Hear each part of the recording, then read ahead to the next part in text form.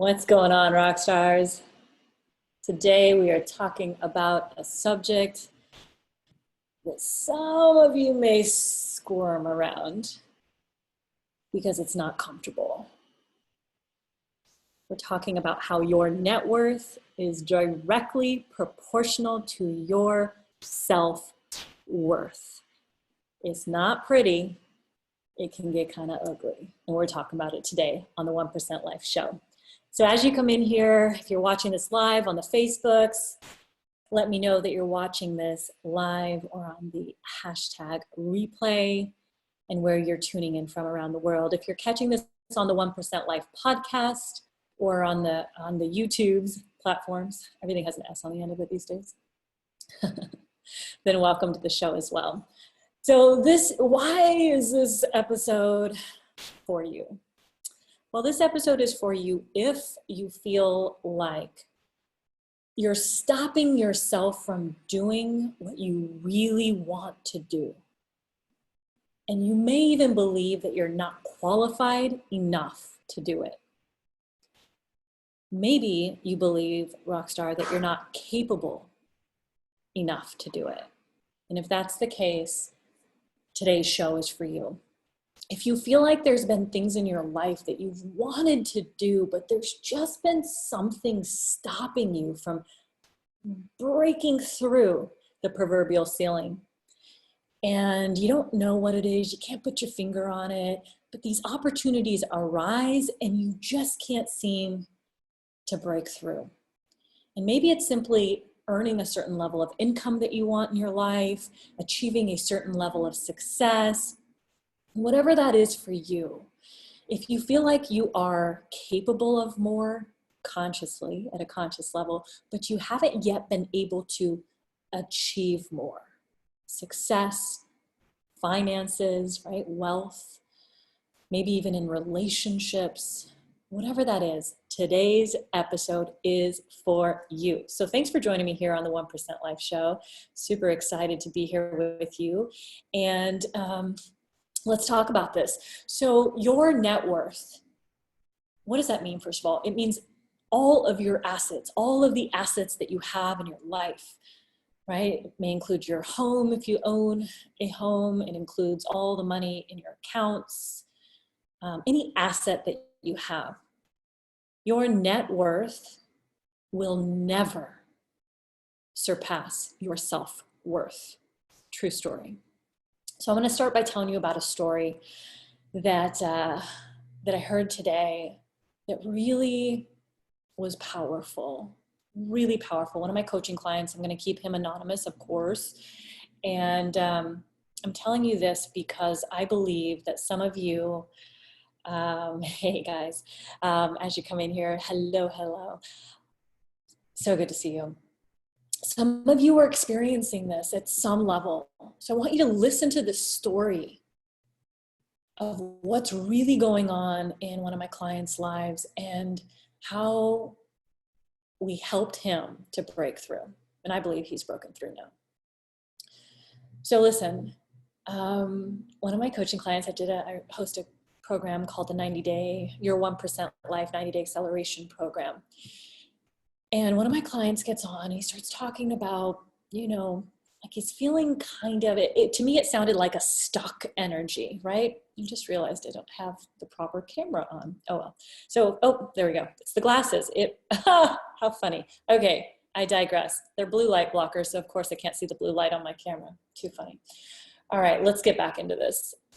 So one of my clients talked about how he's just feeling like sort of this stuck energy, right? So as a coach and a trainer that helps people break through their blocks and achieve that level of success that puts them in the top 1% of their industry, what I listen for are the things that are unspoken, right? The things that are spoken as well as that which is unspoken. So the body language, the language itself, the words, language comes in different forms.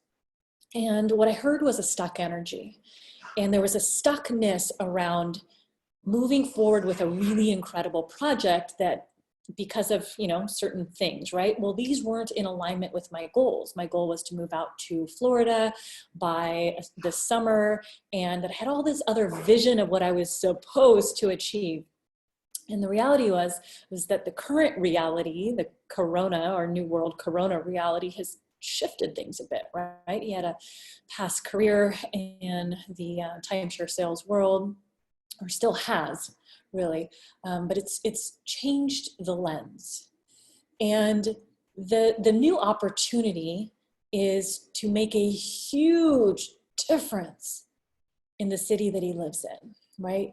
The city of Las Vegas that has the ability, that has been shut down, and people are hurting, they're hungry, many of them, there's a lot of effect that hasn't yet even begun to take place, right? The ripple effect hasn't begun. The tsunami is not even near started yet. And so he has this, what I call his moonshot. Like, it's a beautiful thing that he's created in partnership with some other individuals that literally can get the city, hopefully I'm not really revealing too much information, get the city of Las Vegas, and many cities around the world for that matter, up and running like right away, right? So there's this technology. I'm not going into it. I don't know enough about it. And whatever it is, would you agree that that's a pretty powerful thing to be able to birth into the world? That seems to be my new word these days, is birthing things into the world, because I think this is a time of new beginnings. And for some people who feel like, oh, everything's ending or closing down, what if now could be a new beginning? And so as we started talking about this, as we started talking about, what was coming up for him around this topic of not wanting to move forward, and he says, well, I just believe it's going to stop me from getting out to where his kids are and closer to that side of the world that he wants to be on. And really, like, we call it, there's surface structure to a problem, and then there's deep structure, right? And what we often hear is someone's belief systems that are simply the surface structure. It's the top of the iceberg, and there's all this deep structure I've been talking about a lot lately, that's underneath the ocean, right? The iceberg, all you see is the tip of the iceberg. You don't see the 90% of the iceberg that's underneath.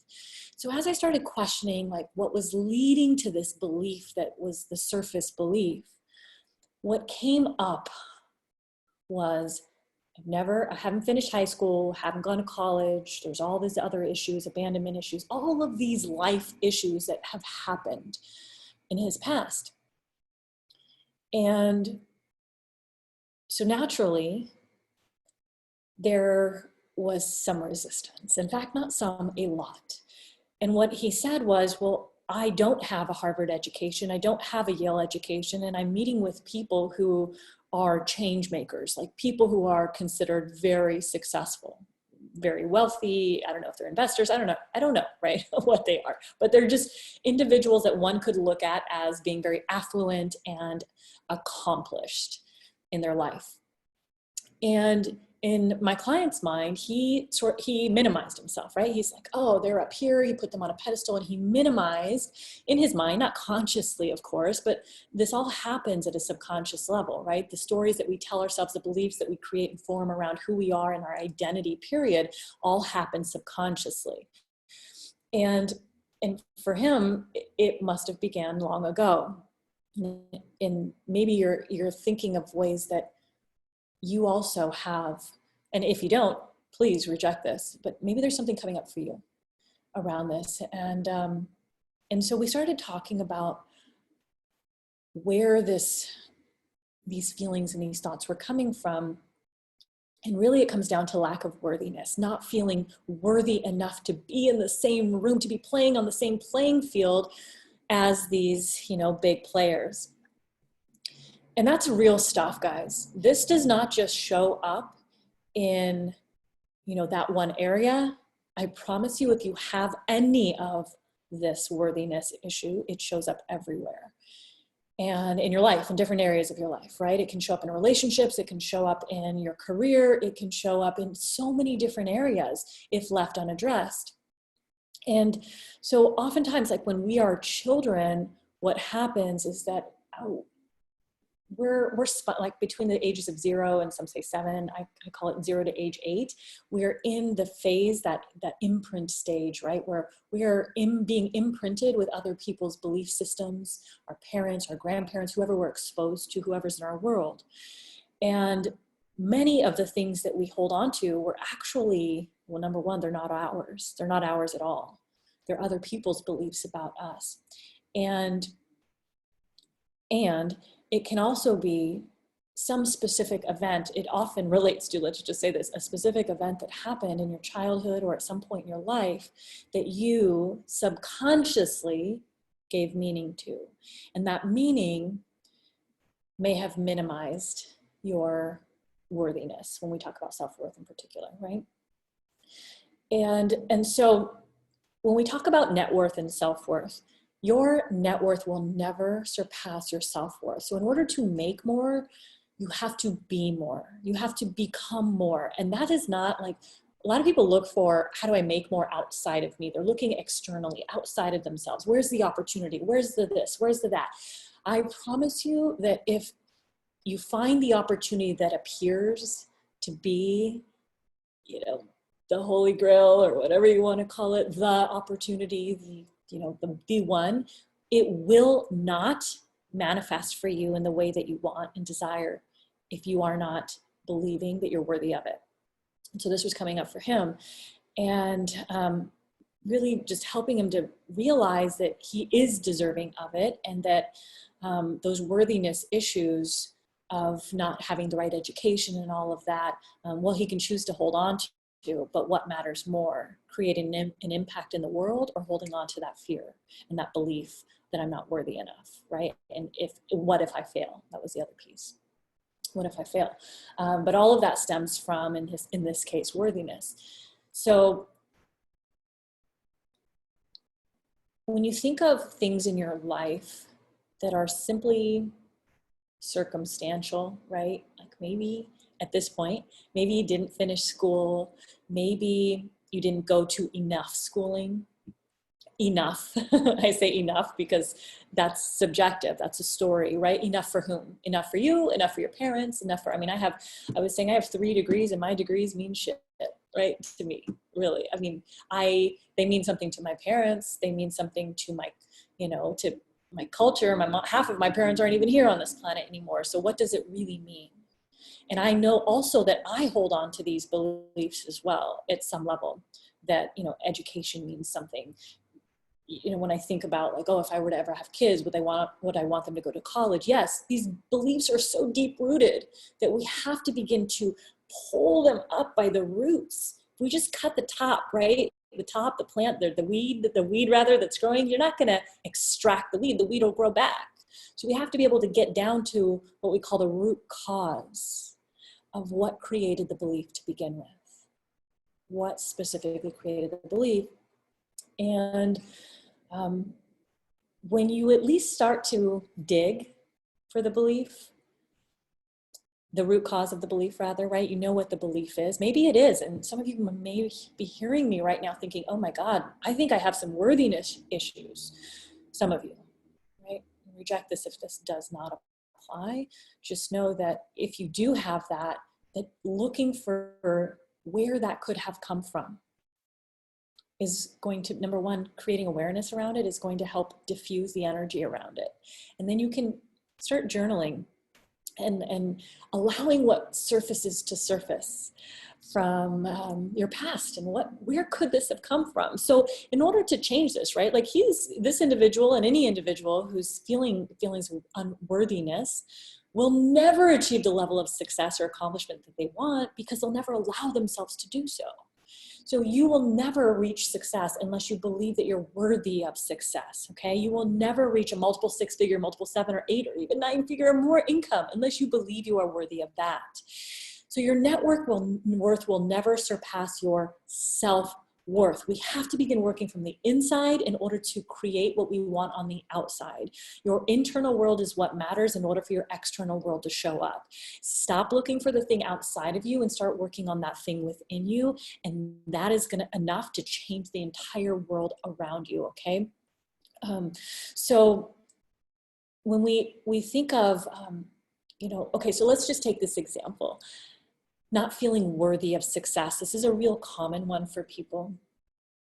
And if you don't feel worthy of success, and by the way, if this resonates with you and you're listening to us live, share that, right? Like there's something that you're detached from when it comes to achieving success. Or maybe there's another belief around worthiness for you. When we think of success in particular, where else, here's the key. The key to breaking through this, number one, is to recognize, like I said, that there is a belief that exists around, I don't believe I'm worthy of success or capable of success. It's kind of the same thing. Capableness and worthiness end up, if you're not believing you're capable, it's because you don't believe you're worthy of it, right? And so what you want to do in this situation, you want to look for evidence in your life that you are worthy and you are capable.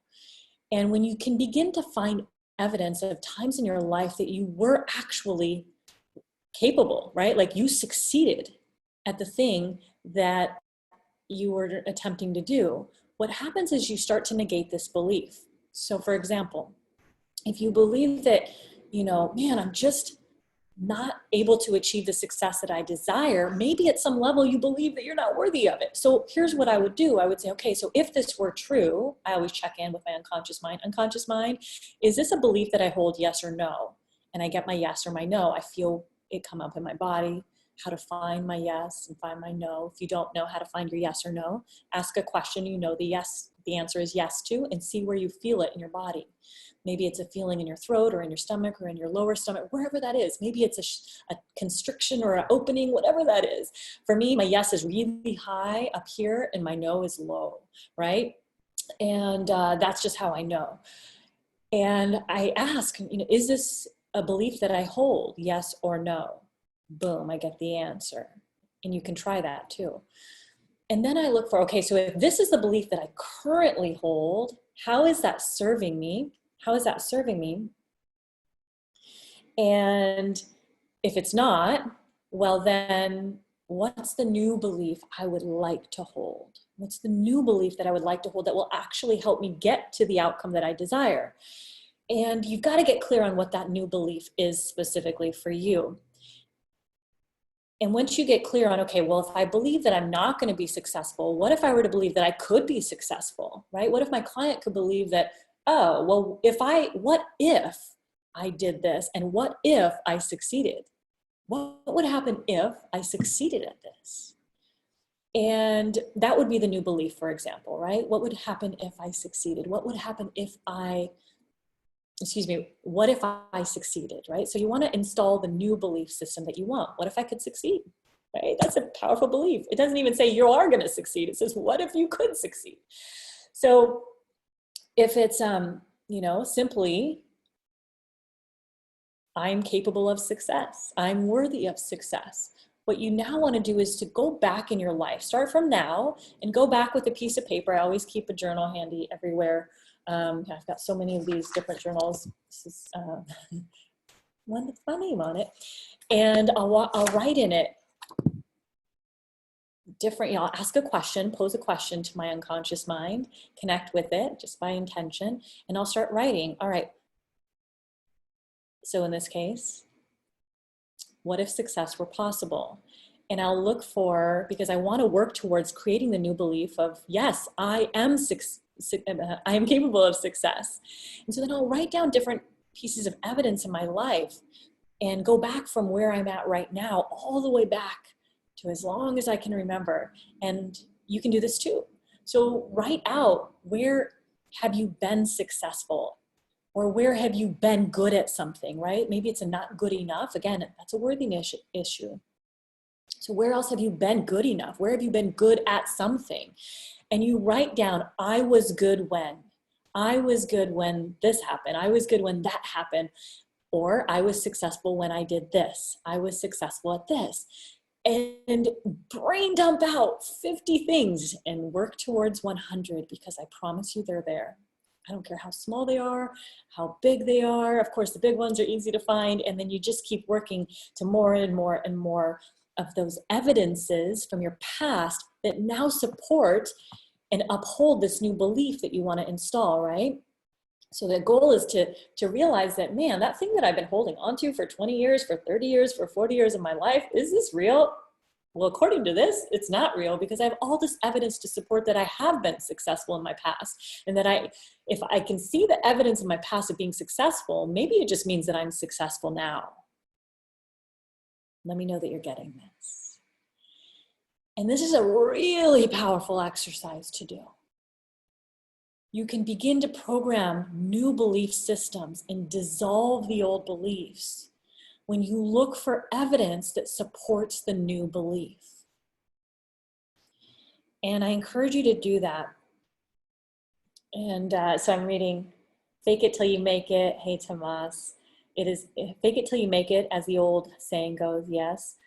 Confidence is commodity. Yeah, confidence is really, it's essential.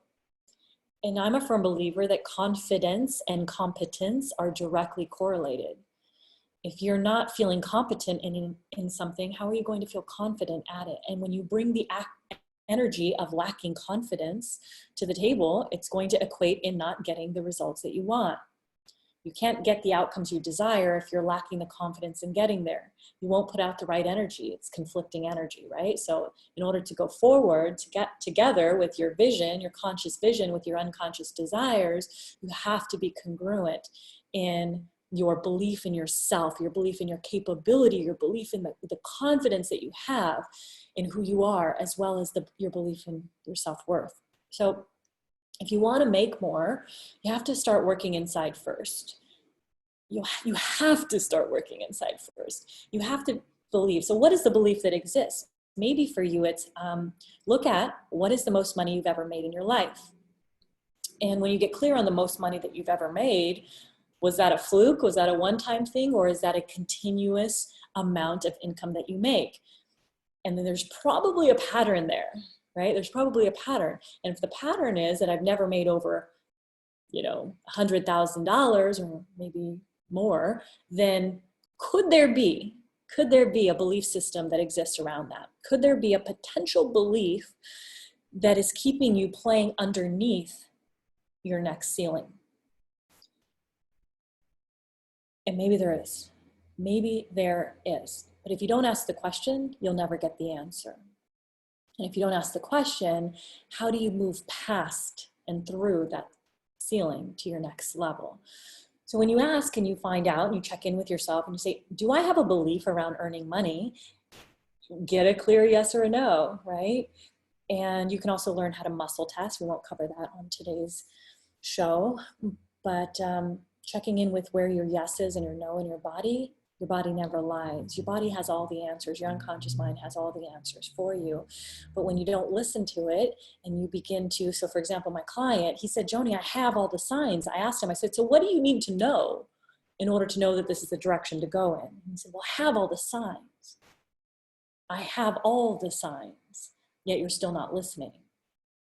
And if you have all the signs and you're still not listening, you need to dig deep, because there's something that's preventing you from listening to the signs. There's something that's preventing you from taking the fork in the path, from going forward instead of just staying stuck and standing still.